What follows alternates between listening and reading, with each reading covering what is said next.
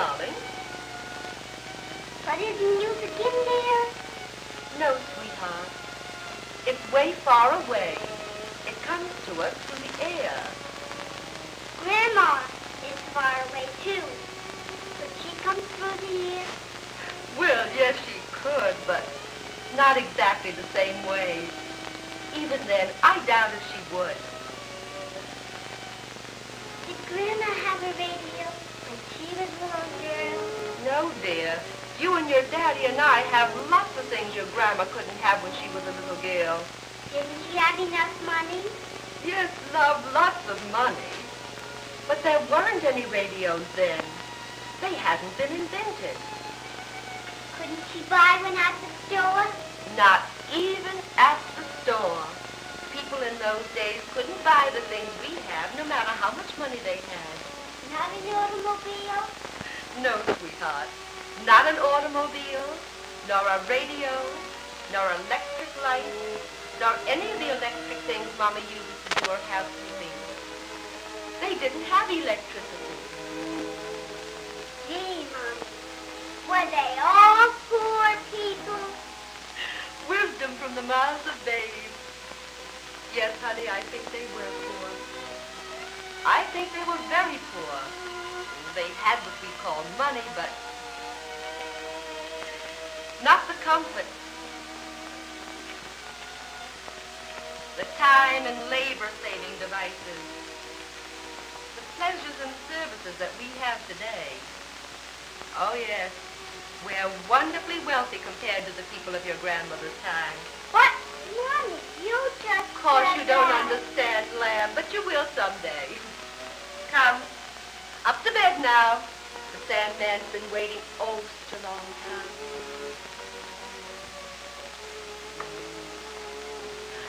There. Now you run over and kiss your daddy. Good night. Good night, darling. Now, tell me, did I hear Mother telling you that we were wealthy? Yes, Bill. Wonderfully wealthy. But our daughter has the same idea that lots of you men have. That only money is wealth. Good night, darling. You go to bed with Mommy. Good night, Bob. Good night, Jane.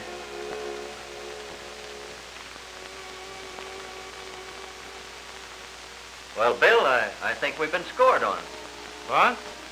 Oh, you mean Jane's crack about money and wealth? Yes, the gentle implication that we show a certain lack of understanding. Oh, forget about that, Bob. Jane says we're wealthy. But only 2 days ago, I had to tell her we didn't have enough money for a new fur coat. Wait a minute now. That word wealth is used pretty loosely these days. After all, with a little thought, anyone will agree that wealth is represented not by money, but by the ownership of material objects, commodities of one sort or another. Oh, then in Jane's case, the ownership of that fur coat would be an item of wealth, is that it? Exactly. It's something she can use personally to enhance her well-being. Now, suppose she knew she had to spend a winter's night outdoors in the Adirondacks, and she were offered the choice between a fur coat and a check for 10 times its cost. Which would she choose? Why, the fur coat, naturally. Sure. A check is pretty poor heat insulation.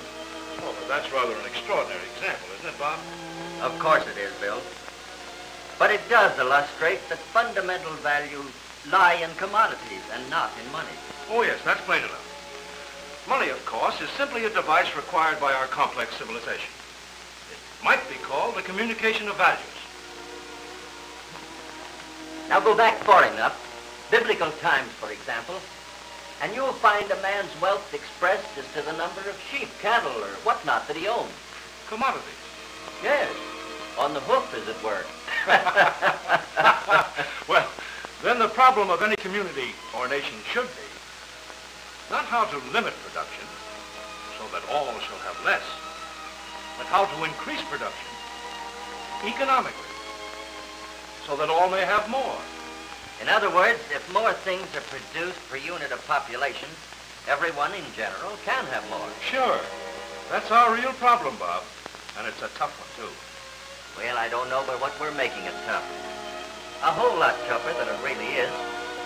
When you get right down to it, the good old American custom of always trying to do things better and easier can solve the difficulty if given a chance. Well, how do you mean? Efficiency.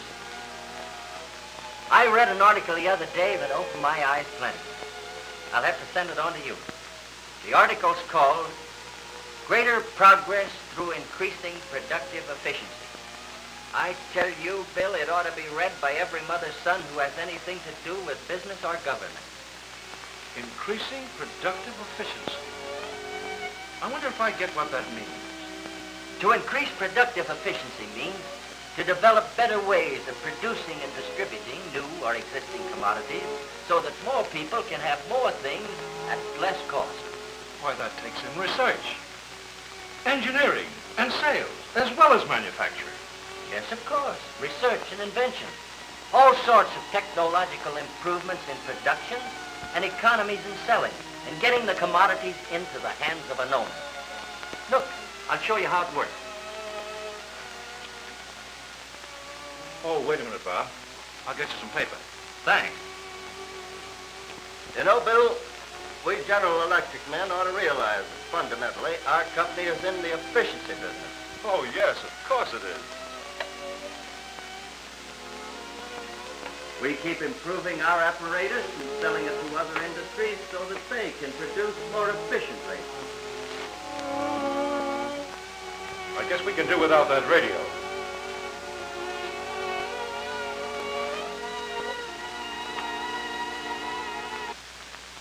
There you go. Is that big enough for you? Yeah, that's all right. Want to use the table?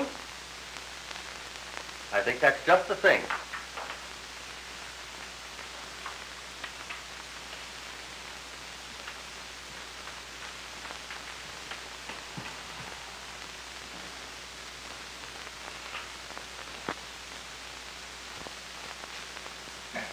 Now, what we want to see is how increased efficiency tends to increase wealth, right? Yes. We want to see how greater efficiency puts more commodities into the hands of the population. All right. Oh, Try one of these. thanks. Now let's say that the area of this triangle represents, roughly of course, the total number of incomes in the country. Yes. Something like 40 million of them.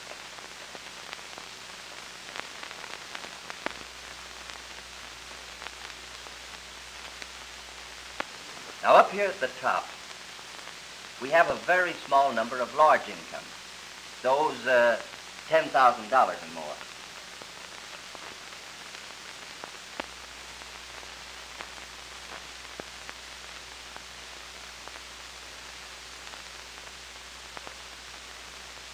While down here, we have some 30-odd million of small incomes.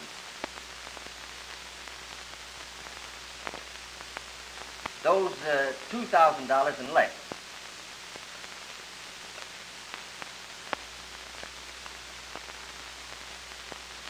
In between, of course, we have few intermediate groups. But the significant thing is that 90% of these incomes, about 36 million of them, are $2,000 and less. Well, that means that any really large market must take in the lower income groups. The fellows who make $2,000 a year or less. Exactly. But right now, we're not interested in dollar incomes directly because we're not talking about money. That's out of the picture. But what we are interested in is the commodities that the people who get the incomes are able to own. Understand? Uh-huh. Okay. Now suppose we take some ordinary commodity and say that at a given time its price was such that it could be owned only by those in the upper income groups, like this. Now along comes some fellow with a cheaper way of making the product.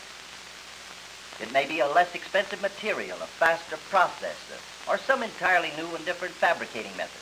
Well, any sort of technological improvement. But the net result is a reduction in price to the consumer. Well, a saving could be a distribution economy. Some way of cutting down selling expense. A more efficient sales channel, or, well, more effective advertising and publicity. Yes, of course. Any sort of increase in overall productive efficiency. The result is that ownership of the commodity, and therefore wealth, is increased. Not only are sales increased in the upper income group, but what is more important, the market is extended down into the lower brackets where the possible number of sales is much greater. Well, isn't the automobile the best example of that? Yes, of course it is.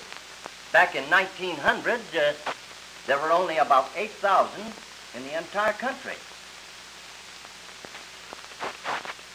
I don't have to tell you how many automobiles there are today. Something like 24 million of them. 3,000 times as many. Yes.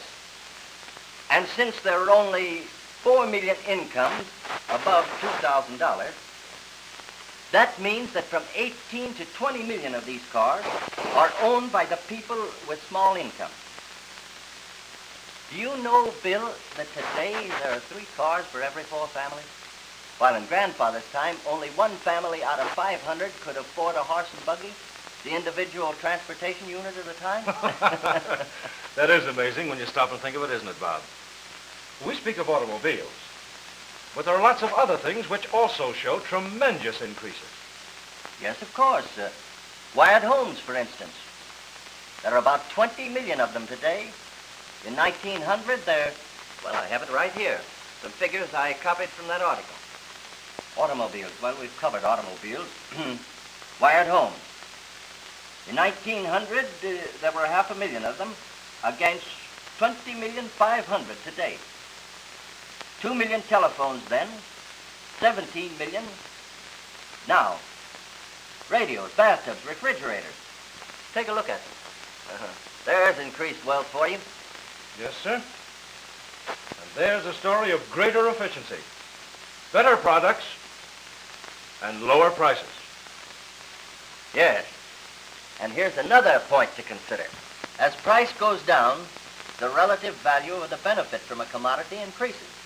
This in itself tending to reduce the cost of selling. A fact which allows still further reduction in price and a wider distribution of the product.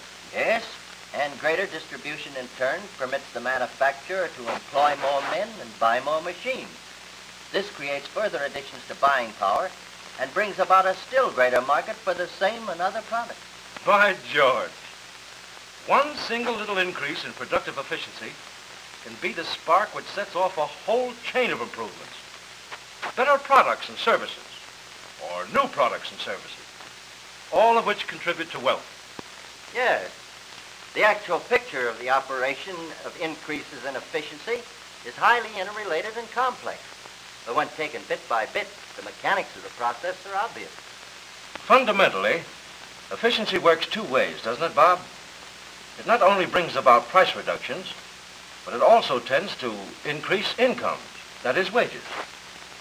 When efficiency affects a saving for a manufacturer, the saving is usually reflected in lower prices for his customers and in higher wages for his employees. Therefore, everyone benefits from increased productive efficiency. Yes, but you've got to make the saving before you can pay higher wages.